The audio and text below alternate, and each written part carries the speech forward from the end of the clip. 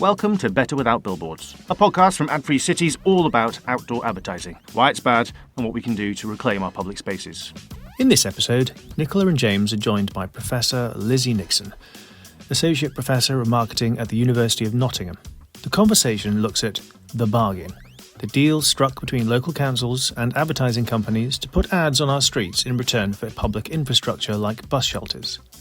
Are we happy with this deal? Whose interests are really being served? And how could things be different? Let's join Nicola, James and Lizzie to find out more.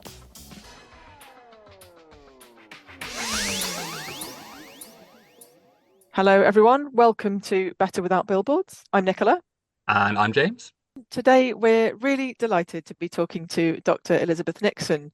Lizzie's an associate professor in marketing at the University of Nottingham, where she researches and teaches marketing from a critical perspective. And her research areas include the marketisation of universities, the student as consumer, advertising and consumerism. So hello Lizzie and welcome to the Better Without Billboards podcast. Thank you so much for inviting me. It's great to talk to you today. Do you want to start by just telling us a little bit more about yourself and your research interests around advertising? Yeah, sure. So I study consumerism and various aspects of consumerism, and there's lots of brilliant literature about the content of ads or the imagery of advertising. But recently I've been quite interested in more like the physical structures of advertising, the objects, the buildings on which are used to display advertising, and particularly how they get to be there. So things like billboards or bus shelters. So the kind of the media or hardware of advertising is what I've been researching recently. Well, that's great. And it's great to have you on the podcast today, Lizzie. Lizzie has a story that really shines a light on the two-faced nature of outdoor advertising. Outdoor ad agencies like JCDecaux and Clear Channel, they present themselves as a public good, working to improve the public realm, but ultimately they're profit-driven companies and their profits come from capturing and selling our attention. Now, when social media companies do this, we do tend to recognise the problem straight away, don't we? But when the problem's right in front of us on our street, somehow we lose sight of it. And we've invited Lizzie on today to tell us a story which really cracks the lid on the hidden side of the outdoor ad industry and shows the inner workings that are at once kind of comical and absurd, but also quite scary.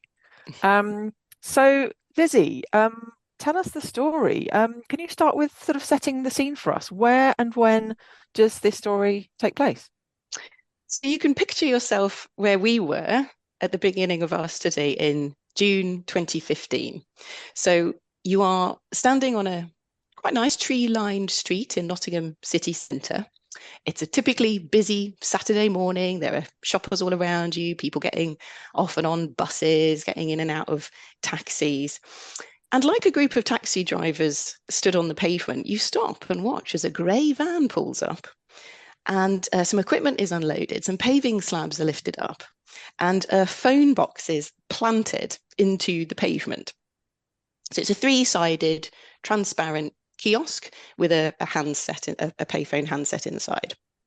So you sit and watch this and then you notice that about 8 steps to your right, there are 2 existing telephone boxes which appear to be fully functional. And so considering that there is wide-scale use of mobile phones, this seems really curious to us. And so we set about investigating. We? Who is we in this story? Yeah. So I ended up chatting with my colleague, Dr. Robert Cluley, who was researching planning regulations at the time. And I was interested in consumerism in the urban environment. And I remember him asking me, what is a bus shelter for? And I said, to keep the rain off when you're waiting for the bus. And he said, no, it isn't. And I started to see how many structures in city spaces were primarily advertising panels. And so we visited this phone box several times after we'd seen it installed. And the phone was not working on any of our visits. So on the first one, we lifted the handset and there was no dial tone and the LCD screen just displayed out of order. And then on our subsequent visits, there was no dial tone and the screen stayed blank. And of course, there was always an ad displayed on it. We were intrigued, let's say. Yeah, an intriguing start, So at what point did this become a kind of a research interest then? Yeah, so we had been thinking about like how things get to be in public space, or how advertising gets to be in public space before this point. And Robert had been looking at planning regulations, and in terms of content, you're aware of the Advertising Standards Authority, but that's a kind of retrospective thing. Virtually anyone could put anything on an ad, and then it has to be taken down. And of course, that's still publicity for the brand. So we were kind of interested, well, if you can kind of almost have free reign over imagery, how does the hardware get to be in public space? And we hadn't read much scholarship about this, and we didn't have much understanding, and we're both professors of associate professors of marketing, so we felt like, well, we should know this. I suppose it's got a long history, right? I think it was Jean-Claude Decaux in the first place back in the 50s or the 60s who, as an ad man, came up with the idea of putting adverts on public infrastructure, whether it's benches or bus stops.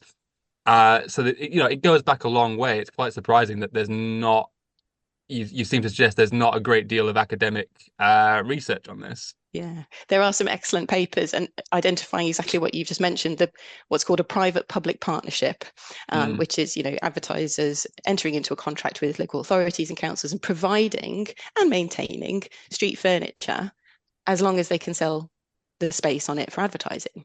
And, and for cash-strapped councils, this can be a really, useful contract to enter into. So, yeah. We can come back to that.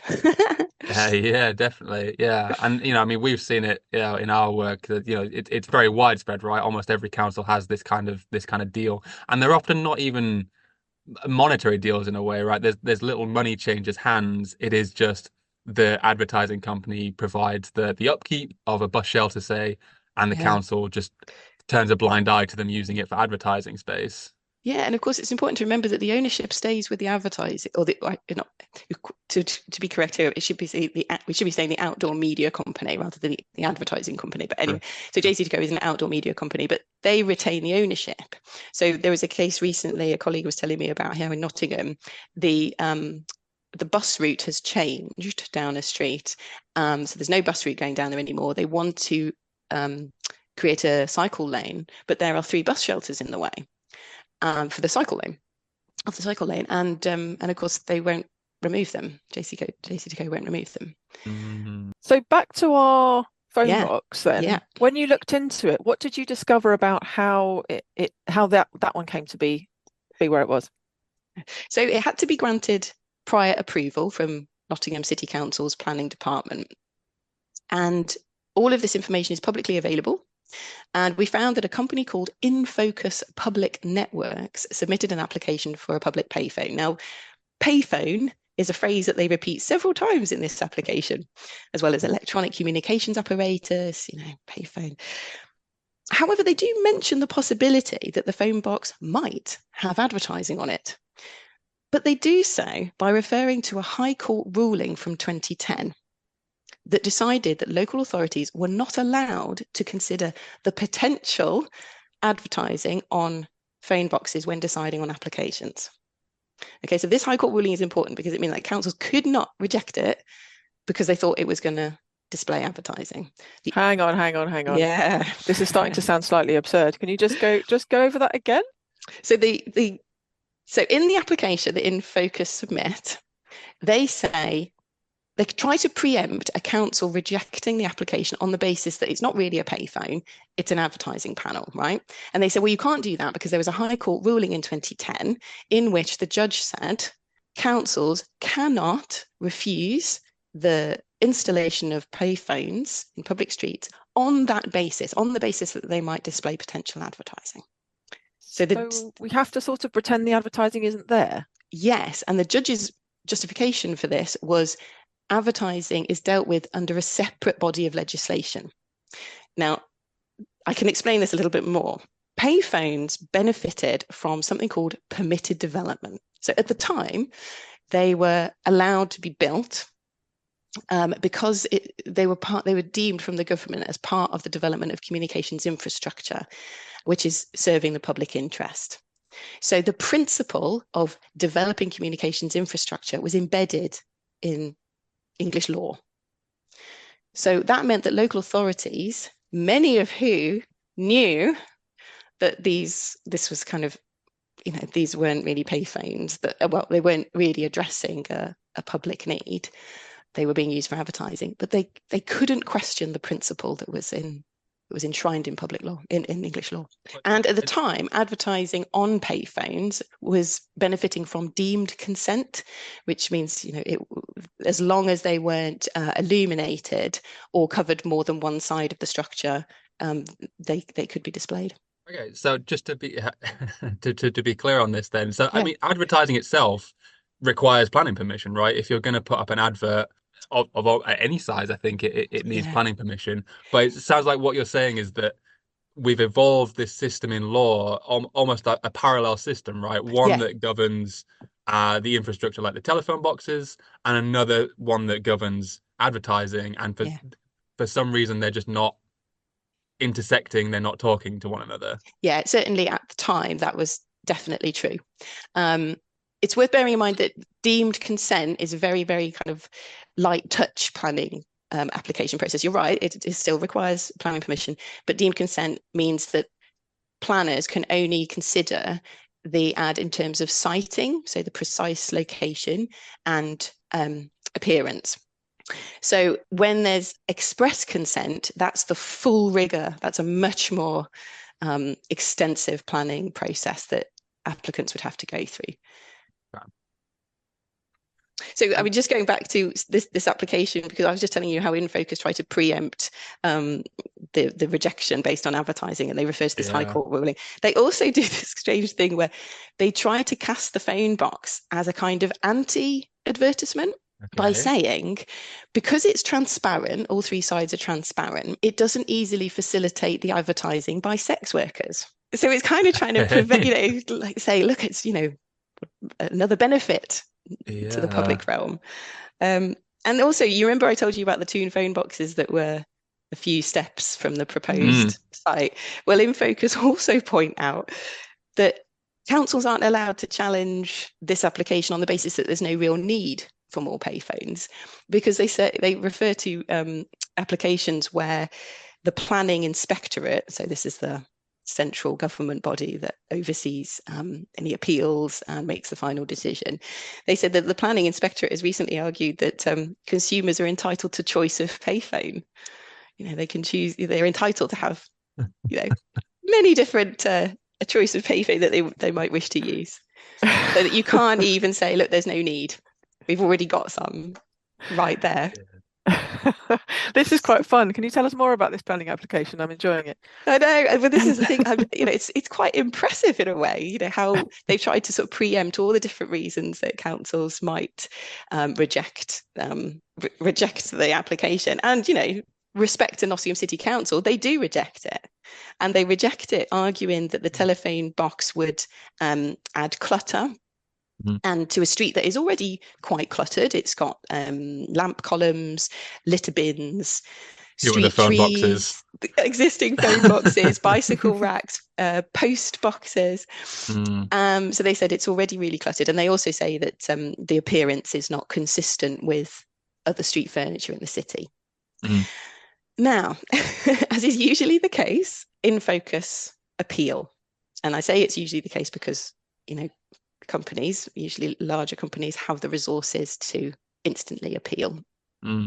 And that in effect moves it to the planning inspectorate's desk. So the planning inspector is now tasked with deciding on InFocus's application, and he approves it. And the inspector, in his summary of his decision, he actually agrees with Nottingham City Council, says it is quite a cluttered street. So basically, one more piece of clutter isn't going to make a big deal. It's not going to have a massive impact on the public realm. So, okay. And he disagrees with Nottingham City Council that it would be an obstruction to the taxi rank and the pedestrian flow, and he disagrees that it would be inconsistent with the street scene, so it's approved. Yeah, that's infuriating, but not entirely surprising, given what we've seen from the planning inspectorate in other cases. It's always subject to interpretation, isn't it? It's subjective. Yeah. Is this providing any use to anybody, do you think, Lizzie? This this new phone box? Who's using it? Well, it's broken. Ah, It doesn't work. The payphone is not a payphone if it doesn't work. It's a structure that displays advertising. Wait, so it was built in 2015 and it still That's doesn't right. work now in 2024. Ah, well, it's gone. Oh, It's okay. I gone. didn't I realize that. visited Yeah. yesterday. It's gone. ooh. However, Wow. Another twist. another twist. It's been replaced by a 86-inch digital advertising screen with a defibrillator on the Okay. back, Yeah. a touch screen offering access to council services and the internet, wayfinding, weather forecasting, apparently free phone calls, although there's some restrictions. It's what JC Decaux, who have built it, because JC Decaux bought In Focus. So JC Decaux have installed this, and they call it a multifunctional communication hub. A nice name. It's there.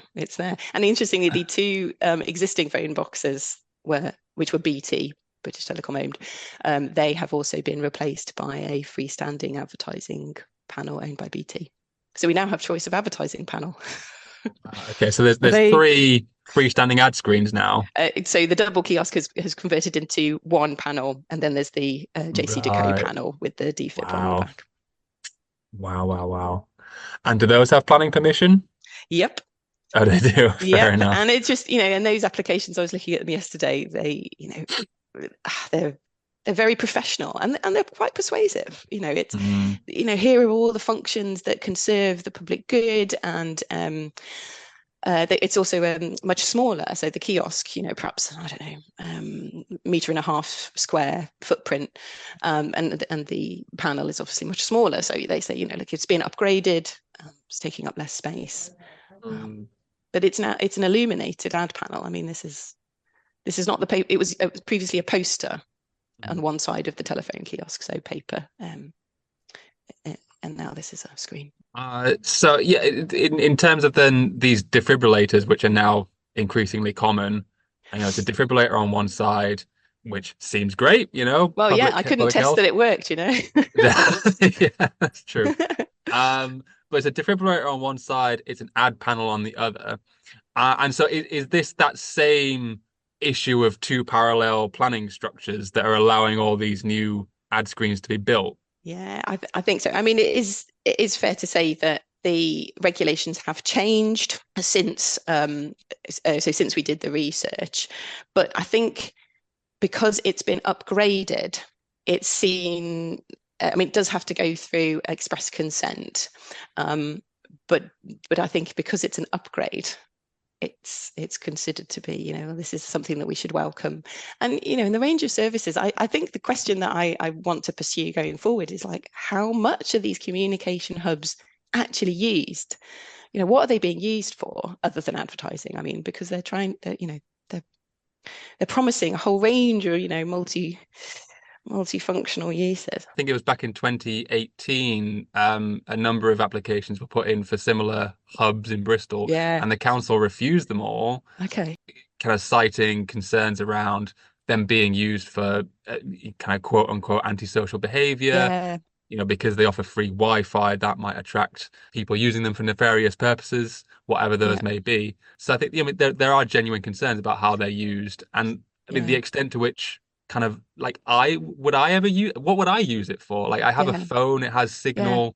What do I need this for? And I think that's probably the case for most people, right? It is hard to see in this day and age, maybe like 20 years ago, sure, when people didn't have mobile phones, but now, really, is there a need for this? It's not obvious, is it? Exactly. No, and I mean, I can't comment on the ones that have appeared in Nottingham, but certainly some similar structures do appear to have surveillance capabilities, which is also really concerning, because it's not clear at all what they're intended to be used for. But I mean, most likely it's about tracking people and providing more unwanted advertising, possibly targeted advertising to people as they're walking around the streets. I mean, it's possible that that's something that we're looking to, looking ahead to, isn't it? I'm not a scientist, but I was also quite surprised to see that JC2Co mentioned in their application the climate emergency, and that's the phrase they use. And they say that's why this new communications hub is solar. It has solar panels and is I couldn't see a solar panel on this.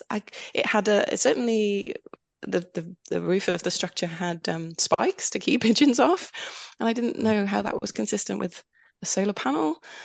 I would need to check it. This is worth looking sure. into a bit more, isn't it? You know, as is obvious, In Focus are an advertising agency. Just to keep that, you know, in mind. Yeah. They were not a telecommunications, despite their name being In Focus Public Networks at the time. We found that they changed their name from In Focus Media, which is a much more advertising sounding company name. But when they changed their company name, they didn't change the registered nature of the business, which is advertising. And also, you remember that High Court ruling from 2010 that I mentioned? Mm-hmm. Turns out it was In Focus that brought that to the High Court. Oh. Okay. And it was their case against the Secretary of State and the Mayor of London after that local authority refused them permission for 7 telephone kiosks in a line in London, and they took them to court, and they won. I mean, it's quite remarkable that this is like that happening without any real oversight. I mean, given that the ultimate outcome is, you know, quite a big intervention in the public realm, particularly now, the rate at which these kind of ad screens and telecoms hubs, whatever you want to call them, are popping up in towns and cities across the UK. I mean, we've all seen them, right? We all know what's happening. Like that's a big intervention in people's lives ultimately, and yet what's happening behind the scenes is just so hidden, so unknown. You know, a High Court challenge by an outdoor ad company. It's just there's a certain brazenness to it almost. These agencies, these ad companies, they know exactly what they're doing and they know how to hide it.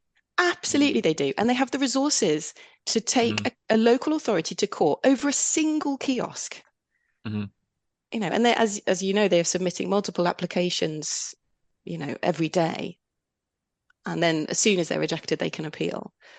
Yeah, they do seem to have a lot of power, and the system just seems to give them more. I think it's really concerning and deeply frustrating that, you know, and we see this with, you know, councils' opposition to planning applications for digital advertising elsewhere in the country as well. But it's extremely frustrating for councils to be expressing genuine and very well-founded concerns, and for them to just be brushed off for the interests of I know, advertising profit. The change that I mentioned, there was the government consulted the public on a change, including issues around this, and there were specific changes to telephone kiosks that meant now payphones had to go through express consent. So, you know, a much more rigorous process, as I mentioned before. But even here, planners can only refuse on the grounds of amenity and public safety. You know, there's a big discussion to have around amenity, but even here, other issues like, I don't know, energy consumption, impact on people with light sensitivity, biodiversity, or public complaints just about the cumulative impact, or, you know, wanting a city that is more than just a place to shop. There's no real way for that to be recognised in the current system. Yes, there is a real need for that to change, a real need for you know, council to be able to consider these applications based on all of those you know, really key issues that you've just described, and more. Of course, I mean, you know, there is this just assumption, isn't there? Like you just said about the argument around consumer choice, and you know, that it's perfectly fine for people to be identified as consumers and be targeted as consumers while they're walking around their city, and that just seems to be completely accepted and supported in law, very much so. Yeah, and we might wish to consider ourselves as citizens. Oh, goodness, imagine. Imagine that. Well, we do imagine that, and that's Yeah, what we want, right? And that's yeah. what most of us want. So, how about what might be done about this, Lizzie? Can you say what Yeah. changes you might like to see? Yeah, it's a great question. I'm not a planning expert. However, I can see, there's kind of four things that we might think about. So it would be fantastic, I think, if the applicant, the outdoor media company, for example, could include evidence that the proposed secondary facility to their ad panel remains valued by the community in light of the information that it's predominantly and revenue generating as an ad. So the burden of evidence should rely on the applicant that what they are providing is of value. Because remember, we do often value lots of things that are funded by advertising, TV channels, radio stations, YouTube. Those services, the things we might use and value, are funded by advertising. However, the discussion of outdoor media and how it's been used for advertising doesn't seem to register for very many people at all. It certainly didn't for me before I started doing this research. And it's a deal, right? The deal is kind of behind closed doors. And are we happy with this? Considering that it's well known that advertising can have harmful effects in many different ways, are we happy with the bargain, the deal? And as in, the outdoor media companies are going to display advertising whilst providing a, wayfinding service or weather forecasting on their ad panels or a defib. Are we okay to accept advertising on those grounds? I think it's a conversation worth opening. The point is, it's up to communities to debate and decide this. So might there be an obligation then in this sort of reform that you're proposing? Might there be an obligation for these companies to consult the public? Well, that's what I'm thinking. You could strengthen the express consent process to, exactly as you described, place the burden of evidence on the applicant that this is a valued service that they're offering. And yes, okay, and maybe we are okay with that. Maybe we like having bus shelters, and if the councils can't provide them, then we're happy to have the bus shelter, even though there's an ad on it. But I think there should be a wider discussion about the effects of advertising, because there's a huge body of fantastic literature. I'm thinking of people like Jean Kilbourne that write about how advertising shapes culture in polluting ways.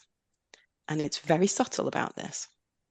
Well, yes, I mean, and such exercises might end up demonstrating that people don't want advertising at all in their public spaces, that they'd much rather have something else. And that would be an example of how citizens have a right to the city. The fact is that corporations have far more power to shape the city the way they want it than the people who live there. Yeah, which is just not right at all, is it?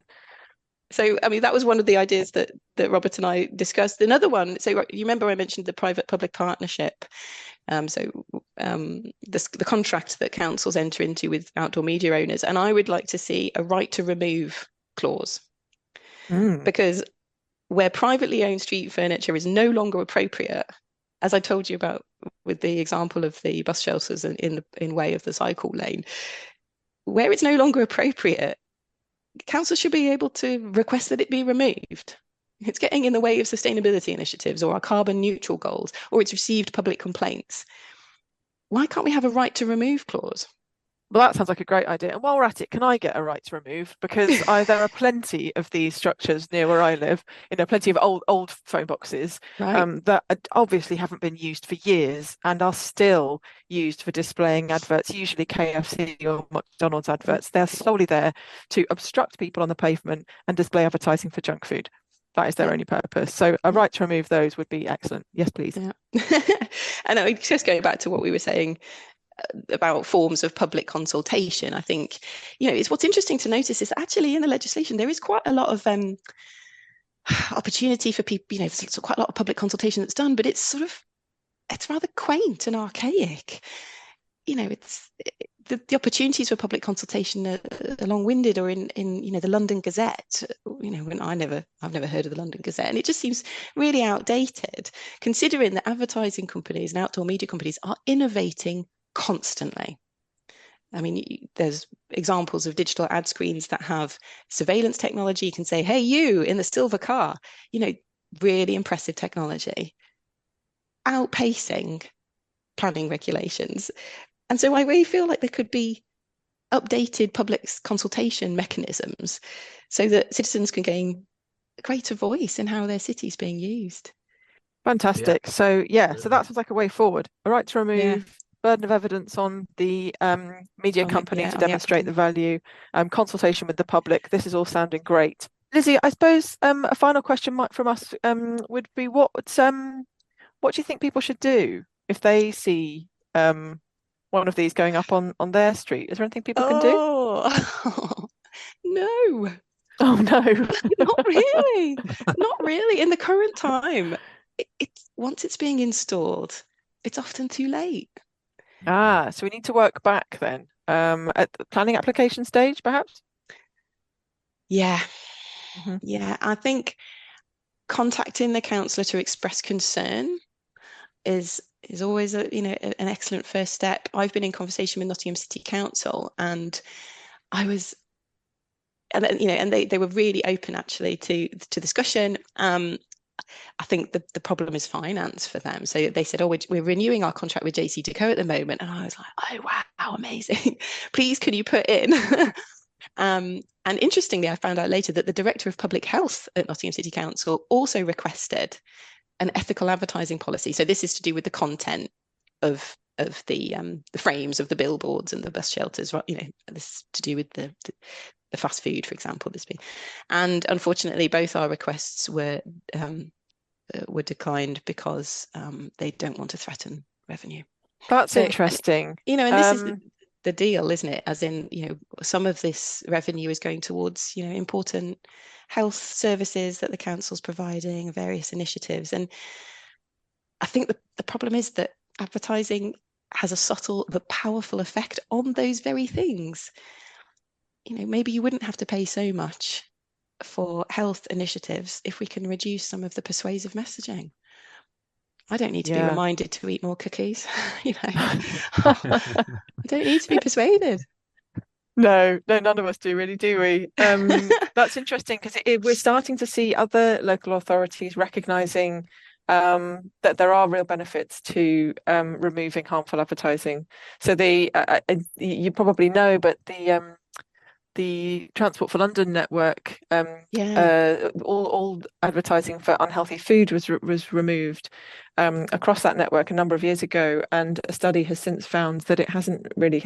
They think it's had a huge impact on people's health, and they don't think it's really had much impact on revenue. And recently, it's fascinating. I can't wait to look into that more. Yeah, and recently, Sheffield City Council introduced a new policy which ends advertising for all kinds of harmful advertising, junk food, vaping, gambling, and other sort of harmful products. And they looked into it and decided that it wasn't going to be a huge financial impact on them either. So they've gone for it. So perhaps potentially an increase in finance in the long term or medium to long term, because a healthier population, a healthier, happier population. Precisely, but also perhaps there's more opportunity for local businesses to use some of the frames, some of the billboards, and therefore, this isn't value being extracted into global corporates. It's local businesses, and this is often the argument that we've seen in applications. In the council documents is, we need advertising, we should support advertising because it helps local business. And you're thinking, well, not usually. It's extract the value from the public space of lots of people moving around city space, or as the advertisers put it, thousands of eyeballs.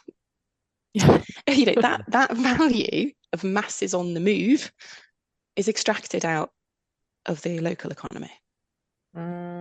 Absolutely. Yeah. I mean, your point about people writing to councillors is a really good one. I think if councillors become aware that people feel strongly about advertising, feel that they're negatively impacted, and would prefer public spaces that were free from advertising, then it might be something that councils are able to take more action on. Yeah, I think it is definitely a discussion worth having. Lots of people may enjoy looking at ads. They prefer them to a bland cityscape of concrete, but that's not the only alternative. Sao Paulo passed the Clean City law, so Brazil, and they took down all the advertising. The mayor deemed advertising visual pollution, and they painted murals. Local artists painted these fantastic murals on the side of buildings. And what was also interesting was that some of these billboards were screening favelas, so slums, and that citygoers didn't even know existed. And so sometimes when you think, well, the purpose of a billboard is, to screen an unsightly view, yeah, sometimes it's covering up problems that really need to be addressed. Is this to kind of protect the affluent from seeing people who are unable to access the city in the same way? So, yeah. Now, Lizzie, before we let you go, I wanted to just ask you a slightly different question, if that's okay, because I know that you've been looking into another aspect of the planning system around something called areas of special control. Yeah. And I just thought, while we've got you here, could you tell us a little bit about your research into these, just briefly, and why are they important? Yeah. So when we were looking at the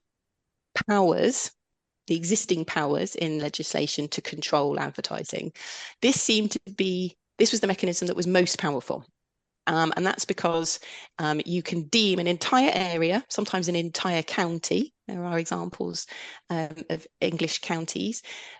You can deem them as an area of special control. Now, you can still have advertising in these areas, but they are subject to much greater restrictions on size and location. And so they are often used to protect rural areas with heritage or conservation aspects. And, that is why, unlike some of the prevalence in the United States, where you might get billboards in the middle of deserts and things like that, we don't tend to have billboards in open countryside. And that's because the areas of special control came into force, I think it's around 1950, and various councils requested an area of special control order. And now in the current legislation, it says that areas of special control have to be reviewed every 5 years.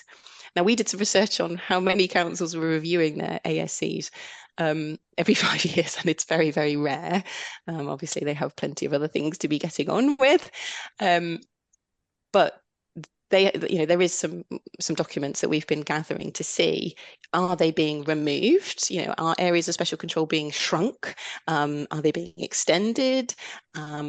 What's happening there? Is this power being used? And that's the current research we're working on. Interesting. How many are we talking about, roughly? Let me answer the question in a slightly different way. We were particularly interested in whether areas of special control could apply to urban settings, because, as I said, they were predominantly sort of open countryside. We found none that included urban settings, except for those with a conservation aspect. So I'm thinking of Hastings. There's an area of special control along the coast in Hastings, and also Matlock in Derbyshire. And they actually said, although it's a kind of tourist hotspot, we don't want so much advertising that it changes the nature of the location, the destination for tourists. They want to come and see Matlock and its features, and then we don't want it covered in advertising, but we do need some advertising so that tourists know where the cafe is, for example. Wouldn't it be great if councils had that level of control across the board, though? That would be, that would be real progress, I think. Okay, that's really interesting. Thank you. We look forward to hearing more about that research in future as well. Well, thanks, Lizzie. It's been really great talking to you today and hearing about your research. Thank you so much for sharing that with us today. And that's the end of the podcast from us. Thank you for joining us, everyone, on Better Without Billboards, and we'll see you next time. If you've enjoyed today's episode, then please subscribe, and if you can, please share this podcast with a friend or two. To find out more about Ad Free Cities' work, head to adfreecities.org.uk or find us on Twitter and Instagram at AdFreeCities. Thanks for listening, and fuck adverts.